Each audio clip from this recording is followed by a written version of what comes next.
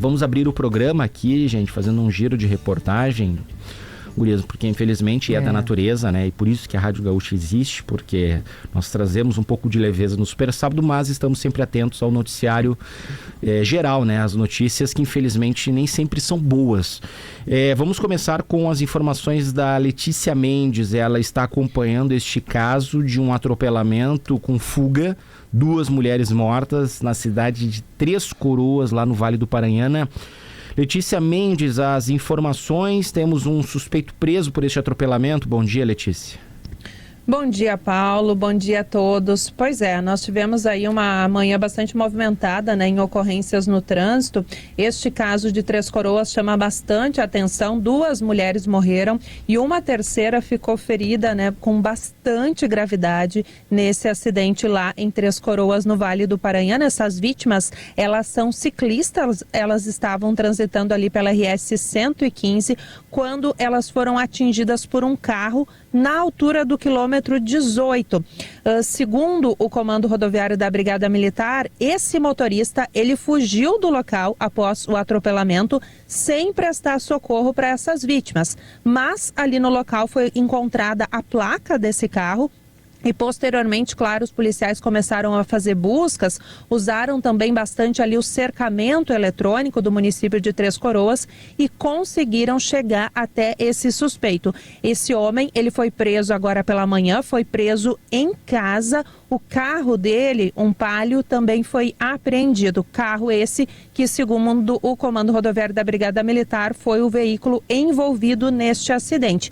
A gente ainda está buscando mais informações sobre as circunstâncias desse acidente e, claro, sobre a identificação dessas vítimas, né? E também desse condutor. A RS 115 precisou ser totalmente bloqueada nos 2 sentidos em razão da gravidade do acidente, levando aí os motoristas a precisarem desviar por meio do município de Três Coroas. E esse não foi o único acidente que a gente teve envolvendo ciclista. A gente teve um outro caso de atropelamento de ciclista em Taquara. Esse acidente aconteceu pouco antes das 6 horas da manhã, na RS 020. Um Peugeot atropelou um ciclista de apenas 20 anos. Segundo o Comando Rodoviário, o motorista ele estava circulando ali pela 020, no sentido Taquara-Gravataí, quando atingiu esse ciclista. Nesse caso, a vítima, felizmente, aí teve somente escoriações, foi levada para o hospital, mas sem maior gravidade. Letícia, não se tem sequer a informação da idade dessas mulheres. Eram mulheres jovens, das ciclistas? Não, Paulo, não se tem não. A gente está tentando buscar as informações, mas como né, toda a equipe ainda está bastante envolvida no atendimento, né, do acidente lá, a gente ainda não conseguiu confirmar essas informações, né? Nem mesmo a idade, a gente sabe sim que são 3 mulheres, né? 2 delas que morreram imediatamente aí após esse atropelamento e essa terceira que foi levada ao hospital com bastante gravidade, né? Sendo elas 3 ciclistas que estavam ali se exercitando, né, na rodovia e acabaram sendo atingidas por esse veículo. O próprio condutor também a gente está tentando, né, verificar qual a situação, né, qual a idade dele, né, tentando entender um pouco melhor sobre a circunstância desse acidente, mas até o momento, né, a polícia ainda não conseguiu nos repassar essas informações, mas assim que a gente tiver alguma atualização, a gente volta aqui. Tá bem, combinado. Tem 2 questões, né, Paulo, nessa notícia trazida pela Letícia, que é ainda o nosso atraso em respeitar um meio de transporte que é utilizado no mundo inteiro, que conversa com sustentabilidade e também uma prática de esporte. Uhum. O fato da gente, enquanto motorista, né, eu sou motorista, não ter um cuidado, não ter uma preocupação, eu por muito tempo pensei, nossa, a bicicleta não tem que andar. Não tem que andar. Uhum. A gente tem civilidade para isso, né? Todos nós temos que estar atentos. O trânsito é uma tragédia no Brasil. Paula Repórter acompanha os números, são muito pesados, muito difíceis. Eu perdi uma pessoa em acidente de trânsito e não chega a ser exclusividade do Brasil, né? Nós perdemos um amigo aqui da RBS em Londres, que também estava de bicicleta, o Matheus. Eu acho que é uma incivilidade. Esse é um aspecto. E o fato de o motorista fugir sem prestar socorro... Tem culpa no cartório, né? Aí é uma coisa é um assim, absurdo, né? Que não tem defesa. Não tem defesa. É uma covardia. É algo que nos afasta da humanidade, nos afasta do segmento do sentimento de humanidade. Não o princípio tem básico do trânsito é o maior cuida do menor sempre. Isso que eu ia dizer, é cuidado, né? Cuidado. Esses dias eu andando a pé quase fui atropelado por um ciclista, né? Tipo assim, então, né? Tem que ter cuidado. O maior sempre cuida do menor. E eu, como motorista de carro, eu sempre cuido dos ciclistas. E por aí vai, né? Então isso é básico, né? A gente tem que cuidar. O maior tem responsabilidade sobre o menor. Ponto. Tá vendo que a pessoa eventualmente até tá fazendo uma coisa errada, tá se colocando em risco, cuida dela. Cuida dela. Afasta o carro. Se você tá andando de bicicleta, cuida do pedestre e por aí vai, né? Então isso é importante. E lamentamos bastante, né? 3 mulheres, possivelmente aí, imagino talvez mulheres mais jovens, praticando exercício físico, um belo sábado de manhã, né? Numa rodovia que tem espaço, dá para passar, né?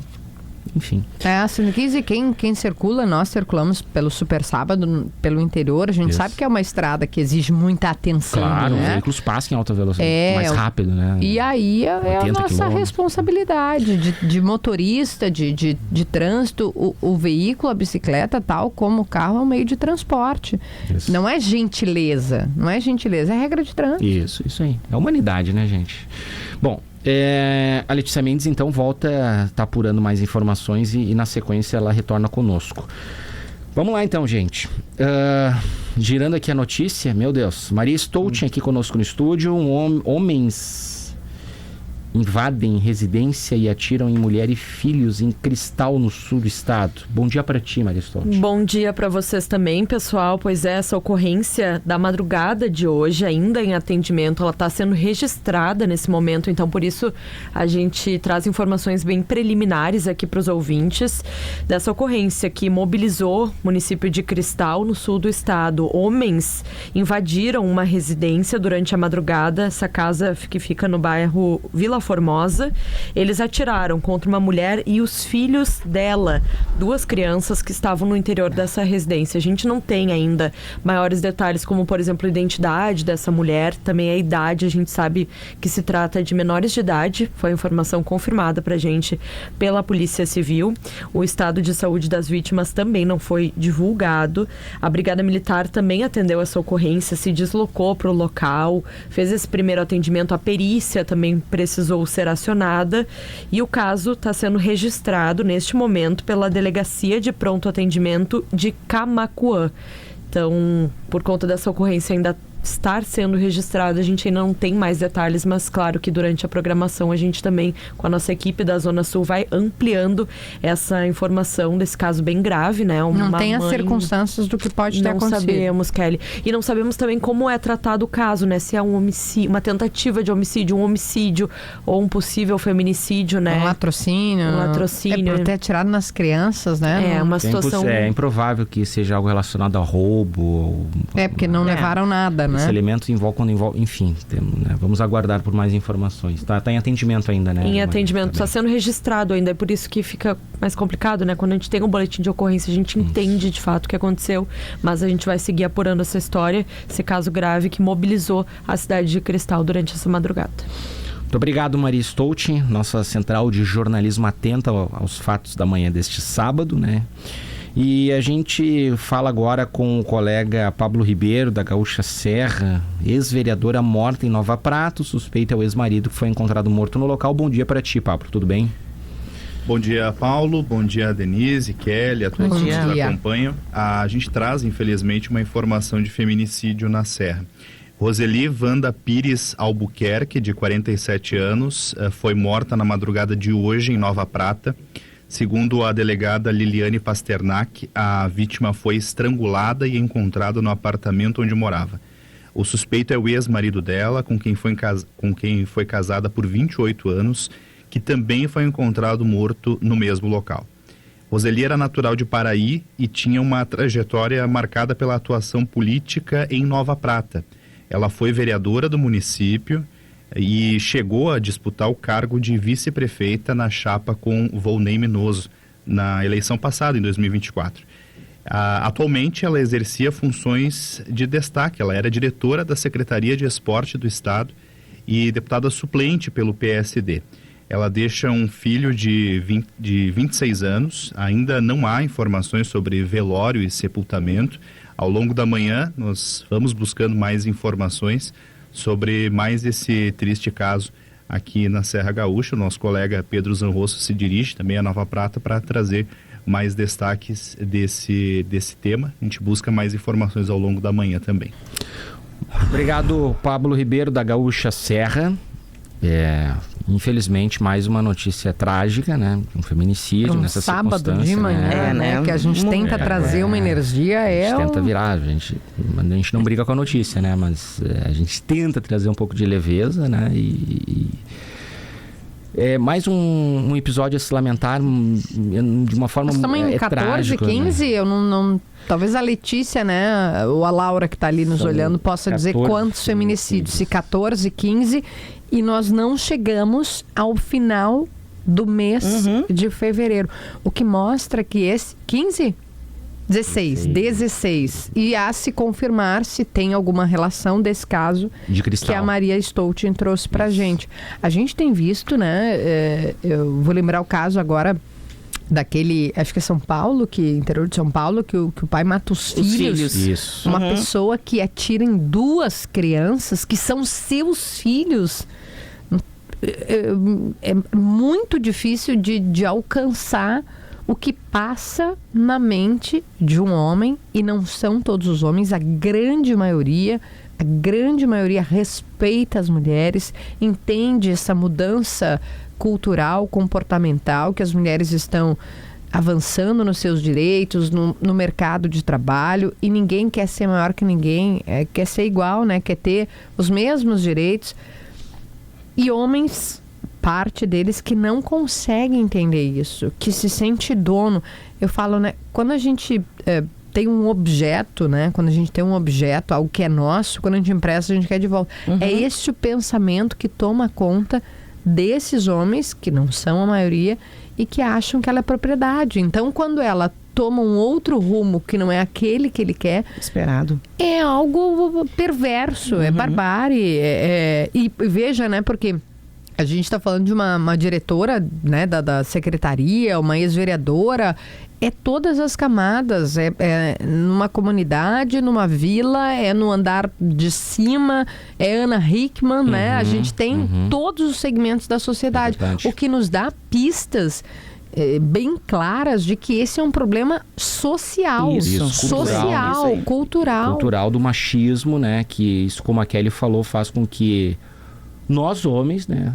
E me coloco nesse contexto porque a gente é criado, né? E os homens que tentam se libertar dessa visão, né? Que trabalham para se libertar dessa visão, na verdade tu trabalha para ser, porque a natureza cultural da sociedade, eu acho que é um problema brasileiro, latino, enfim, dessa cultura machista, tu nasce já nesse contexto, ponto. Aí tu trabalha para sair, tu não entra no machismo, já, né, a sociedade já molda os meninos para enxergarem as coisas dessa forma, né? Do roubar o beijo, né? Do assédio, da importunação sexual, da mulher que está andando na rua e uma pessoa fala uma vulgaridade no ouvido, achando que isso é uma cantada, que isso é legal, né? Quantos relatos, Bom, vocês podem falar muito melhor do que eu sobre isso. Não dá para andar na rua. A mulher está com uma roupa normal e vem uma pessoa e fala uma importunação sexual. No ônibus, no trem. No trabalho, o motorista reduz o carro, baixa o vidro para falar uma obscenidade para uma mulher que está na rua, caminhando por aí. Nós homens não temos essa percepção. Eu tenho essa percepção por muitos relatos, por amigas mulheres, pela minha esposa, que está andando na rua, e eu, como homem, me sinto 100% seguro. Isso. Exatamente. Vocês não têm uma sensação, né, Paulo? Por exemplo, a Denise pode corroborar ou divergir, que é o seguinte: quando a gente está andando na rua e a gente ouve passos, né, que alguém tem atrás, quando a gente olha que é uma mulher, a gente fala assim: ufa, é uma mulher. Isso aí. Um homem não tem esse medo, ufa, é um homem, não é uma mulher, não vai me atacar, não vai me falar uma palavra. Motorista de aplicativo, se é uma mulher, nossa, dá um alívio, dá um alívio quando então, é uma assim, mulher. Andar à noite na rua. E eu discordo do argumento que diz que nós homens, não podemos fazer isso. E a tua filha, e a tua esposa? Cara, não é por tu ter filha, por tu ter mãe, não pode fazer. Se para algumas pessoas funciona essa lógica, esse raciocínio, bom, ok, aplique. Agora, eu acho que independente de ter filha, de ter mãe, de ter vó, de ter qualquer mulher da sua relação, não pode fazer ponto, sabe? Por isso, as mulheres têm o direito de andarem seguras nas ruas, sabe? E começando pela obscenidade, pela cantada barata, por essa vulgaridade que as mulheres vivem cotidianamente, isso vai escalando até chegar numa mulher estrangulada em casa, que nem nós infelizmente estamos noticiando nesse momento aqui no Super Sábado. A mulher é tratada como objeto, como algo que é mercadoria, a gente viu, né? Eu falei agora do caso do Banco Master, a troca de mensagens e as pessoas que tiveram acesso, a oferta era de 2 mulheres para cada homem. Oferta, né? É como se fosse um produto caro. Tá na prateleira. É um caso de Jeffrey Epstein. Epstein, exatamente. A mulher como mercadoria, assim. Né? E lá ainda agravado pelo fato de serem menores de idade. Então é isso. E acho que o Paulo está muito correto quando diz que a gente é criado nesse contexto. Até bem pouco tempo, anos 2000, a lei brasileira estava descrito, era o que a gente tinha que obedecer, previa que uma mulher poderia ser devolvida ao pai caso o marido soubesse que ela não era virgem. Não era o que a Kelly achava, né? Tava a lei brasileira, então havia essa previsão legal. O que a gente devolve, gente? A gente devolve um livro, a gente devolve uma blusa que pegou emprestada. Então, a mulher tratada pela lei brasileira. Essa semana a gente teve um caso de uma menina de 12 anos que foi interpretado como não estupro, né? Como não estupro pela lei pelo Tribunal de Justiça, acho que Minas Gerais, se eu não estou enganada. Então, assim, são muitas pistas de que o sistema como um todo, né? A conduta individualizada deve ser punida e responsabilizada, tem pena alta de feminicídio, pena alta de agressão, de importunação, mas é um sistema cultural, legal, né? Em termos de legislação, que ainda perpetua esse pensamento. Então, nós estamos assim, ó, léguas de distância. Muito. Léguas. Muito. O que não significa, como disse o Paulo, que cada um de nós não tem que fazer uma reflexão, isso. né? Em especial os homens, né? Em especial os homens. Pessoal...